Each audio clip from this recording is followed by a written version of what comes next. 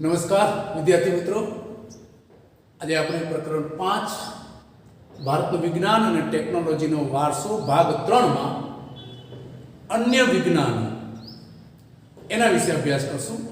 અગાઉ આપણે ધાતુ વિદ્યા, રસાયણ વિદ્યા, વૈદક શાસ્ત્ર અને ગણિત શાસ્ત્ર એ જે મુદ્દાઓ હતા એના 3 અથવા 4 માર્ક્સના પ્રશ્નો અને 1 માર્ક્સના પ્રશ્નમાં પૂછાય એવા સમગ્ર મુદ્દાઓની આપણે ચર્ચા કરી. અહીંયા આપણે જોઈએ છીએ અન્ય વિજ્ઞાનો. તો પ્રાચીન ભારતમાં જુદા જુદા વિજ્ઞાન વિષયક ગ્રંથોનું નિર્માણ થયું હતું. તમારા પાઠ્યપુસ્તકના પાના નંબર 39 એના પર આ જે વિજ્ઞાન ક્ષેત્રે જે શાસ્ત્રો લખાયા એ શાસ્ત્રો તથા એના કરતા એનો પરિચય પાના નંબર 39 ઉપર આપેલો છે, જેમાંથી તમને 1 માર્ક્સ અથવા તો 3 માર્ક્સ કે 4 માર્ક્સના પ્રશ્ન પૂછાઈ શકે. તો એમાં પહેલું છે પ્રજનન શાસ્ત્ર, જેના કરતા હતા બ્રાહ્મવ્ય પાંચાલ, જે વિકલ્પ ખાલી જગ્યામાં પૂછાય. બીજું જે શાસ્ત્ર છે તે છે ચિકિત્સા સંગ્રહ, જેના કરતા હતા ચક્રપાણી દત્ત. ત્રીજું એવું જે અન્ય શાસ્ત્રની વાત કરીએ તો તે છે કામસૂત્ર, જેના કરતા હતા વાત્સ્યાયન. ચોથું શાસ્ત્ર વૃક્ષ આયુર્વેદ, જેના રચયિતા મહામુનિ પારાશર. 5 યોગ શાસ્ત્ર, એના રચયિતા છે મહર્ષિ પતંજલિ. 6 યંત્ર સર્વસ્વ, એના રચયિતા મહર્ષિ ભારદ્વાજ. અને 7મું કાલગણના, જેના રચયિતા છે શકમુનિ. તો આ રીતે વિદ્યાર્થી મિત્રો તમને આ વિજ્ઞાન વિષયક જે અન્ય ગ્રંથો લખાણા એની આપણે ચર્ચા કરી, જેમાંથી 1 માર્ક્સનો અથવા તો 3 માર્ક્સના પ્રશ્ન પૂછાઈ શકે. ત્યાર પછીનું જે શાસ્ત્ર છે તે છે ખગોળ શાસ્ત્ર અને જ્યોતિષ શાસ્ત્ર. શાસ્ત્રમાં સૌથી જૂનામાં જૂનું શાસ્ત્ર હોય તો તે છે ખગોળ શાસ્ત્ર, જે પ્રાચીન છે. તમને 1 માર્ક્સના પ્રશ્નમાં પૂછાય કે પ્રાચીન શાસ્ત્ર કયું, વિકલ્પ અથવા ખાલી જગ્યામાં તો ખગોળ શાસ્ત્ર છે. ખગોળ શાસ્ત્રને લગતા ઘણા ગ્રંથો ભારતની અંદર લખાયા છે, જેનો પ્રાચીન વિદ્યાપીઠો જે આપણે જોઈ ગયા, નાલંદા છે, તક્ષશિલા છે, વલ્લભી છે, આ જે પ્રાચીન વિદ્યાપીઠો હતી એમાં એનો આ શાસ્ત્રોનો ઊંડો અભ્યાસ કરાવવામાં આવતો. ગ્રહો અને તેમની ગતિ, નક્ષત્ર તથા અન્ય જે આકાશી પદાર્થો હતા એના પરથી ગણતરી કરીને ખગોળ અને જ્યોતિષ શાસ્ત્રનો સારો એવો વિકાસ પ્રાચીન સમયમાં પણ થયેલો હતો. ખાસ કરીને આપણે જોઈએ તો ગ્રહો ઉપરથી ફળ પ્રમાણે જ્યોતિષ એ ફલિત કરવામાં આવતું, જેમના નામ પરથી આર્યભટ્ટ, જેમના નામ પરથી ભારતનો પ્રથમ ઉપગ્રહ એ આર્યભટ્ટ એ નામ રાખવામાં આવ્યું. તે આર્યભટ્ટનું ખગોળ વિજ્ઞાન ક્ષેત્રે ખૂબ જ મહત્વનું યોગદાન છે. આર્યભટ્ટે, અગાઉ આપણે વાત કરી ગયા હતા કે આર્યભટ્ટે પૃથ્વી પોતાની ધરી પર ફરે છે તથા ચંદ્રગ્રહણનું સાચું કારણ એ પૃથ્વીનો પડછાયો છે એ પ્રાચીન સમયમાં આર્યભટ્ટે સાબિત કર્યું, જેને વિદ્વાનો અજરભર, અહીંયા એક માર્કમાં પૂછાય તમારે, તો વિદ્વાનો છે એને અજરભરથી સંબોધતા હતા. એવી રીતે આર્યભટ્ટની જેમ બીજા ખગોળશાસ્ત્રી બ્રહ્મગુપ્ત, જેમણે પોતાનું પુસ્તક એ બ્રહ્મ સિદ્ધાંત એ ગ્રંથમાં ગુરુત્વાકર્ષણ સાથે આમ તો ન્યૂટનનું નામ જોડાયેલું છે, પણ ન્યૂટનનો જન્મ નહોતો તે પહેલા ભારતની અંદર બ્રહ્મગુપ્તે આ બ્રહ્મ સિદ્ધાંત ગ્રંથમાં ગુરુત્વાકર્ષણના નિયમોનો પણ ઉલ્લેખ કરેલો છે. પણ આપણી કમનસીબી કે આપણા આ પ્રાચીન જે ગ્રંથો હતા એ ગ્રંથોનો અભ્યાસ ન કર્યો, આપણું જ્ઞાન ફક્ત ગ્રંથોમાં સમાયું. વિદેશીઓ આ બધા ગ્રંથો લઈ ગયા, એના ઉપરથી સંશોધનો થયા અને એને પોતાના નામ પર જોડી દેવામાં આવ્યું. તો એ રીતે આપણે ખગોળશાસ્ત્રના ક્ષેત્રે અભૂતપૂર્વ સિદ્ધિઓ પ્રાચીન સમયમાં પણ હાંસલ કરી હતી. તેવું જ બીજું શાસ્ત્ર હોય તો તે છે જ્યોતિષ શાસ્ત્ર.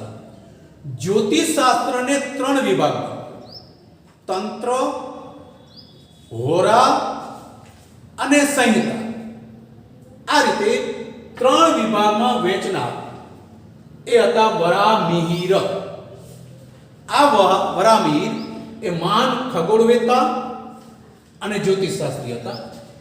વરામિહિરે બૃહદ સંહિતા, જેમ બ્રહ્મગુપ્તનું બ્રહ્મ સિદ્ધાંત, તેમ વરામિહિરે પોતાનો જે ગ્રંથ લખ્યો એ બૃહદ સંહિતા નામના ગ્રંથની રચના કરી હતી, જેમાં આકાશી ગ્રહોની માનવ જીવન પર થતી અસરો, મનુષ્યના લક્ષણો, પ્રાણીઓના વર્ગો, લગ્ન સમય, તળાવો, કુવા, બગીચા, ખેતરોમાં વાવણી વગેરે પ્રસંગોના શુભ મુહૂર્તોની માહિતી આ બૃહદ સંહિતામાં દર્શાવી છે. અને આ રીતે આપણે જોઈએ તો ખગોળશાસ્ત્ર અને જ્યોતિષશાસ્ત્રની આટલી બધી પ્રગતિ તે સમય પ્રાચીન સમયમાં પણ થઈ હતી. એના આધારે આપણને ખરેખર ગર્વ થવો જોઈએ કે આપણા પૂર્વજો એ વિવિધ વિદ્યામાં કેવી નિપુણતા એ લોકો ધરાવતા હતા, કેવી નિપુણતા પ્રાપ્ત કરી હતી પ્રાચીન સમયમાં પણ. તો આ રીતે તમને અહીંયા 3 માર્ક્સ અથવા તો 4 માર્ક્સનો પ્રશ્ન પૂછાઈ શકાય કે ખગોળશાસ્ત્ર અને જ્યોતિષશાસ્ત્ર, ભારતનું વિજ્ઞાન અને ટેકનોલોજીના વારસામાં ખગોળશાસ્ત્ર અને જ્યોતિષશાસ્ત્રનો પરિચય કરાવો. તો આપણે 3 માર્ક્સનો પ્રશ્ન અથવા તો 4 માર્ક્સનો પ્રશ્ન જોયો. ખગોળશાસ્ત્ર અને જ્યોતિષશાસ્ત્ર બાદ ત્યાર પછીનું શાસ્ત્ર તે છે વાસ્તુશાસ્ત્ર. હવે પ્રાચીન ભારતનું વાસ્તુશાસ્ત્ર ક્ષેત્રે પ્રદાન રહેલું છે. વાસ્તુશાસ્ત્ર એ જ્યોતિષશાસ્ત્રનું અવિભાજ્ય અભિન્ન અંગ ગણાય છે, જેની ગણના મહત્તા અને પ્રશંસા વિશ્વના અનેક દેશોમાં સ્વીકૃત થઈ છે. વાસ્તુશાસ્ત્રને વિશ્વના ઘણા બધા દેશો આજે સ્વીકારે છે. પ્રાચીન ભારતમાં બ્રહ્મા, નારદ, બૃહસ્પતિ, ભૃગુ,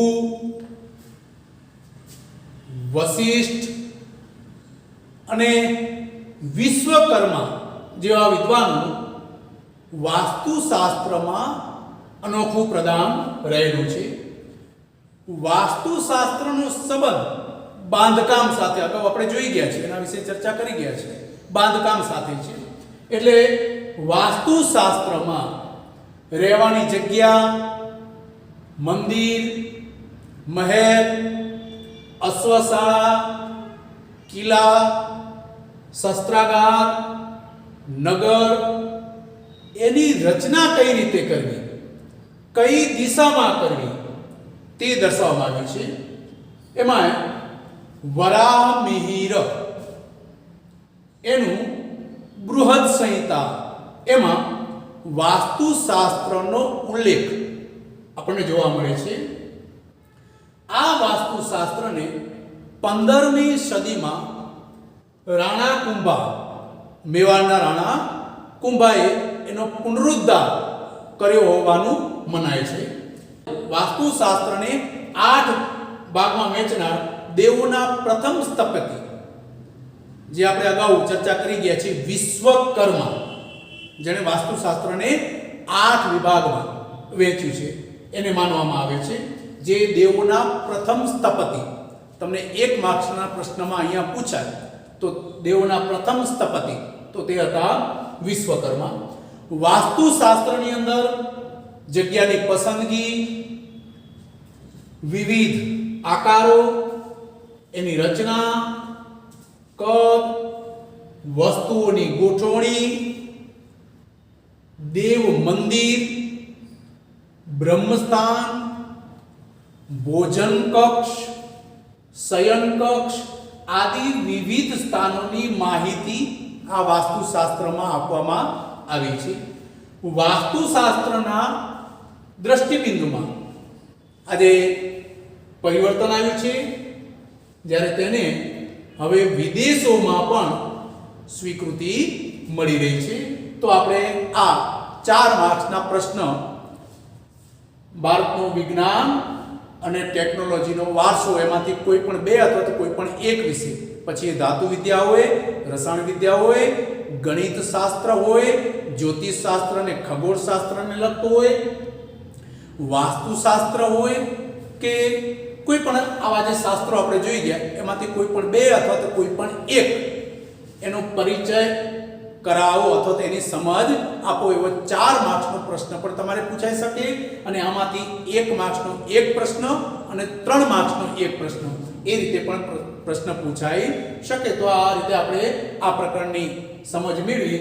હવે આ અંત તરફ જઈએ તો પ્રાચીન ભારતના વિજ્ઞાનનું જ્ઞાન આપણે જોઈ ગયા તેમ આજે વિશ્વ કક્ષાએ એ સ્વીકાર્ય બન્યું છે. ભારતની વૈવિધ્યસભર સંસ્કૃતિમાં આપણી સંસ્કૃતિ જે છે એ વિવિધતાથી ભરેલી છે. એમાં ધર્મ, વિજ્ઞાન, પરંપરાગત આદર્શો, વ્યવહારિક જ્ઞાન અને સમજણ, જ્ઞાન સાથે સમજણનો પણ સુભગ સમન્વય એ આપણા શાસ્ત્રોમાં અથવા પ્રાચીન ભારતમાં થયેલો છે. આપણી સંસ્કૃતિમાં સહિષ્ણુતા અને સમાનતા, વિદ્યાર્થી મિત્રો તમે જાણતા હશો કે આપણે એટલા સહિષ્ણુ છીએ કે ભારતે કોઈનો પ્રદેશ છીનવ્યો નથી અને કોઈના પર આક્રમણ કર્યું પણ નથી. અને હા, એટલા ડરપોક પણ નથી કે સામેથી કોઈ આક્રમણ કરે તો એનો આપણે સામનો ન કર્યો હોય. તો એ રીતે આપણે સહિષ્ણુતા અને સમાનતા પણ જોવા મળે છે.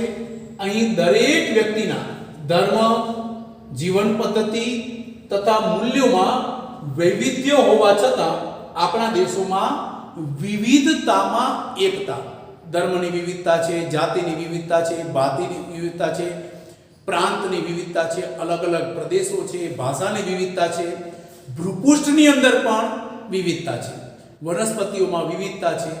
આટલી બધી વિવિધતા હોવા છતાં પણ વિવિધતામાં એકતા એ ભારતીય સંસ્કૃતિનું મૂળ લક્ષણ રહેલું છે. એ આપણે ભૂલાવવું જોઈએ નહીં. તો અહીંયા આપણે આ ભારતનું વિજ્ઞાન અને ટેકનોલોજીનો વારસો પ્રકરણ 5 એની આપણે સમજણ મેળવી.